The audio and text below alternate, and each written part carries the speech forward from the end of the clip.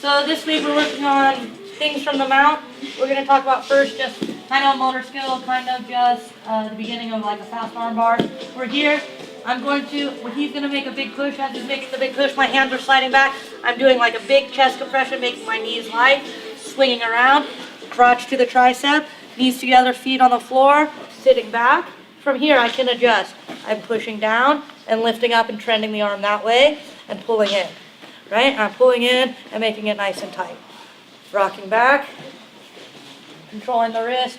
I like this way, elbows in, and I can use it like a joystick. I'm pulling opposite the thumb. Okay? And then I'm bringing my knees in, and I'm scrambling back to the top, looking for the underhook. I'm going here, walking high, trying to get the big push. He makes the big push, I'll go the other side. Pose, crotch to the tricep, rocking back, pulling in.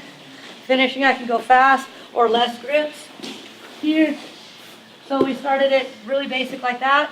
Then we're starting to talk about if he doesn't really push, I'm cupping the head and starting to walk the knees up. I'm picking ahead which arm I want, and I'm going to start to cut the corner on that side with my knee and my hip. I'm controlling, and I'm using my knee to start to pinch off by his ear so that his elbow doesn't kind of trap me on the outside. So I'm here. I'm going to start to cut my knee across and pinch. So it starts to cross his arm for him. Then, I'm still nice and tight, I'm squeezing my knees, my weight is down, my hips are in.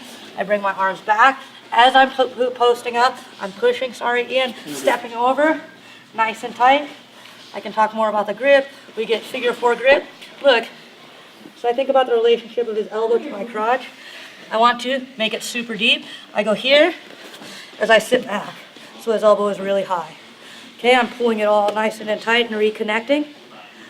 Knees together, feet on the floor. Pulling him in as I sit back. I like to switch to here. Controlling the thumb, hip up. Then we talked about here we go, if the guy hip escapes. He's like hip escaping, pushing on my knee. I'm controlling when he can hip escape. I can give him room to get his hands in because I want him to hip escape. He starts pushing hard. I'm squeezing my knee. He's making him push harder. And then he goes, and I create the space. I'm cutting the angle with my hips and my chest and contouring his body. I don't want to just go here or else he'll turn back in. Okay, so again, I'm here. I'm pressuring him. I'm giving him space to do what I want. Here, he's hip escaping. I open and collapse. Okay, I'm going to start to push the arm down. I'm scooting my chest back.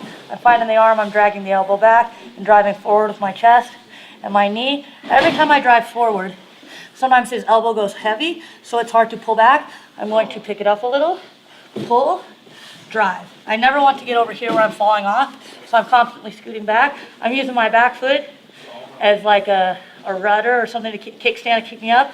If I leave it like this, I kind of can't really push. I can't push and I can't create space, so I'm moving my foot back. I'm going here. I'm pulling the elbow, and I think I almost engage my toes. I load my chest behind him, and I drive forward. Anytime I start to fall off, I reposition until I ratchet him down. I'm hipping in. If I start ending up where I'm high again in relationship to him, I'm going to scoot myself back. I want to put my hips right on his low back and push in. I'm starting to try and make him get his head up. I can lift. Under the chin. Control. For the rear naked choke, we can do the short choke. Remember, I don't want to be high. I want to scoot back. I can load the choke here with my head. I want to create pressure on his hips. I don't care about the hooks necessarily. What I care about is putting my weight through my hips to his hips. If I'm up here, he can start to build his knees. I can put the hooks in, it's just a different feel, but look, as I go back, look, build your base. I can't. Even if I have the hips out, or the hooks out, I'm putting my weight through his low back, build the base. It's much harder, right? Yeah. What else do we do? Oh, then we go here, same setup. He can either hip escape, or I can climb high and turn in the corner. I'm pushing here.